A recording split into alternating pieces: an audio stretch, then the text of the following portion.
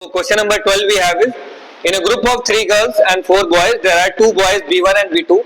The number of ways in which the girls and boys can stand in a queue such that all the girls stand together and all the boys stand together, but B1 and B2 are not adjacent to each other.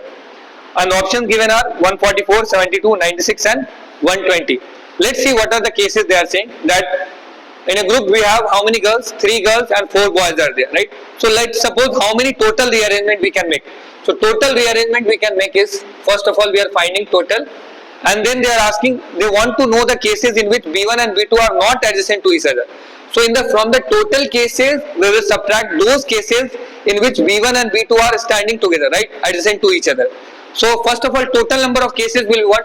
The boys can be rearranged as 4 factorial, the girls could be rearranged as 3 factorial, and the complete boy set and the girl set can be rearranged. So this could be multiplied by 2 factorial, right? This I am considering this as 1 set and 1 set, right? So this could be written as 4 factorial into 3 factorial into 2 factorial.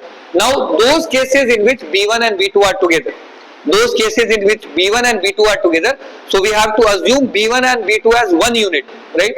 So in these cases in which B1 and B2 are adjacent, B1 and B2 are adjacent,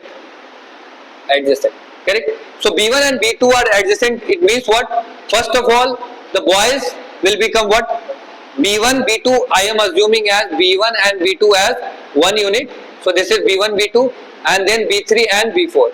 So for this I am writing what? 3 factorial. Now again, girl is, there is no change in the girl, so there is 3 factorial. Now this complete set, no, the boys could come here, the girls could come here. This is what?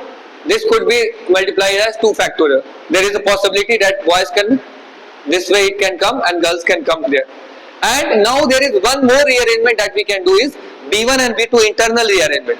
So B1 and B2 internal rearrangement, B2 can come here, B1 can come here. So this is again multiplied by what? 2 factorial. Now just see, if the total number of cases we have now minus those cases, so let's see what could be the answer. From here I can take common what? 2 factorial into 3 factorial. Here I will get 4 factorial, 2 factorial, 3 factorial I have taken common. So I will get only 3 factorial into 2 factorial, correct? Now 2 factorial into 3 factorial is what? 6 into 12, 12. This is 4 factorial is 12, 24. Minus this is what? 12. So I will get as 12 into 12, 24 minus 12 is 12 only. So answer will be what? 144. 144 will be the final answer. So option number A is correct.